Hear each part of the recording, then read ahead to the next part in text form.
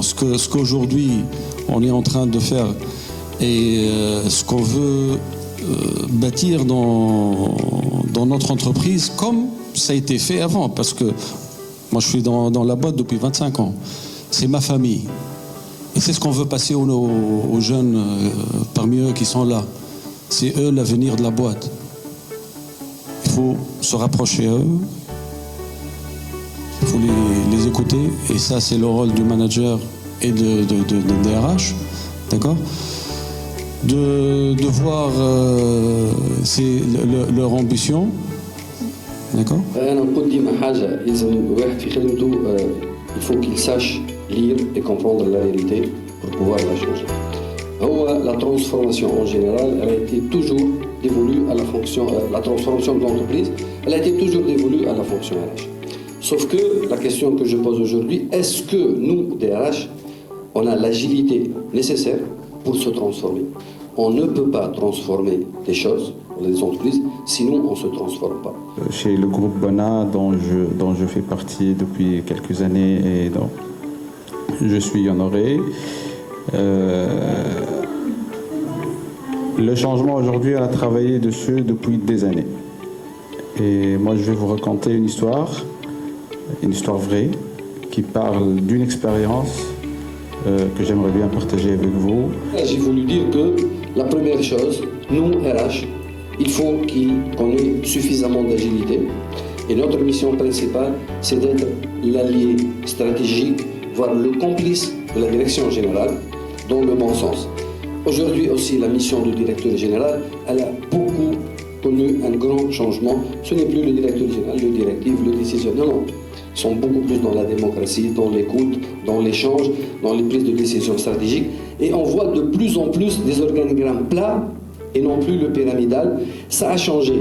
Et aujourd'hui, si nous, on n'arrive pas à s'adapter, on ne peut pas mener à bon port notre mission en tant que RH qui vit la réalité. Aujourd'hui, 50% du temps du manager, c'est le RH. Ah oui, on a une belle ossature, des jeunes qui croient à leur avenir, à l'avenir de la boîte. Et une boîte qu'elle a aujourd'hui 80 ans, ou bien 75 ans, donc ça veut tout dire. Et voilà, donc c'est un grand travail, hein, c'est un grand travail des managers, c'est un travail tous les jours. Tout changement, toute transition, elle repose principalement sur l'humain. Donc l'humain, il est au centre de tout ça. De tout ce qu'on parle depuis le matin, les transitions, les changements, les risques,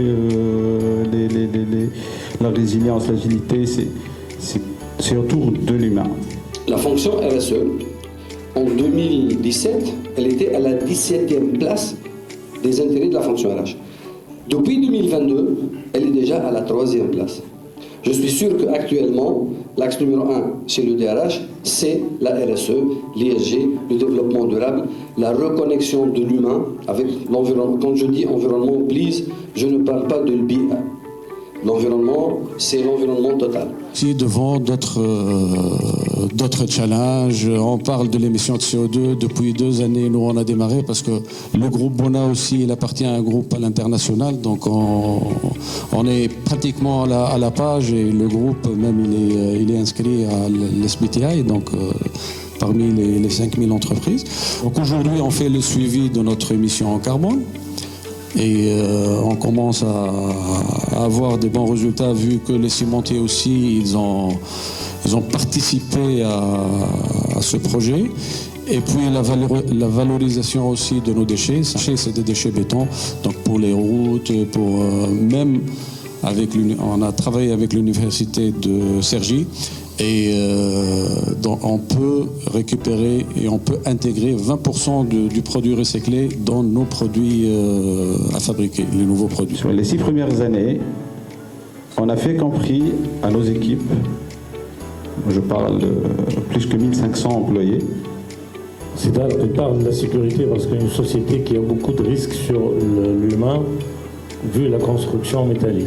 Donc le risque majeur d'attractivité, c'est la sécurité. Oui, la construction métallique, et les travaux de génie civil et le BTP. C'est ça l'activité du groupe. Donc, on a compris que quand on n'est pas sécurisé, on ne peut pas donner plus. Et donc l'idée, comment on va démarrer ce changement, parce que c'est un changement, on va le faire avec tout le personnel du groupe, hein, que ce soit les ouvriers, que ce soit les chefs, que ce soit les ingénieurs, les techniciens et les managers. Donc c'est un changement global. Si toi, DRH, premier complice de la direction générale, première image de la direction générale, tu ne donnes pas l'image parfaite, on ne va pas te suivre pour que ce que tu dis. Les gens vont te suivre pour que ce que tu es. En fait, l'humain, quand il n'est pas dans un milieu sûr et sécurisé, il ne peut pas se projeter. Il sera toujours dans une situation de défense, de risque, de peur. Les centres de formation, même on est en train de travailler un peu avec le ministère de la formation. Aujourd'hui, on ne trouve plus de soudeur, on ne trouve plus un maçon ordinaire, un plombier. Donc là, déjà, pour pouvoir faire face à cette évolution et les nouveautés, donc déjà, il faut mettre à jour les centres de formation, il faut mettre à jour aussi les programmes de formation. Le groupe a compris qu'il faut bâtir au départ un milieu sûr, rendre les gens travailler plus à l'aise, plus en sécurité pour avoir une ouverture d'esprit positive. On a fait ça pendant les 7 premières années. Les taux ont diminué, les taux de fréquence d'accidents et tout, le nombre d'accidents, le nombre de jours d'arrêt a diminué considérablement. Et par la suite, on est arrivé vraiment à la phase changement par l'implantation du projet Code.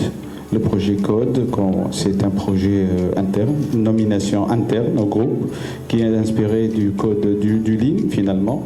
C'est le Consolis Operational and Design Excellence. Leur faire comprendre que si on ne change pas, on va disparaître.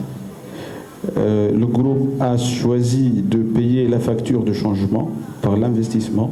En 2 mots, l'agilité, la résilience, c'est les 2 mots-clés et l'humain. C'est déjà les 2 mots qui se répètent depuis ce matin. Donc exactement. Pas mal de forums. Voilà. Et l'humain au centre de tout ça, pour faire des transitions et des changements. Très bien. Et la mission principale d'un DRH aujourd'hui, à mon sens, c'est la reconnexion entre l'humain et son environnement.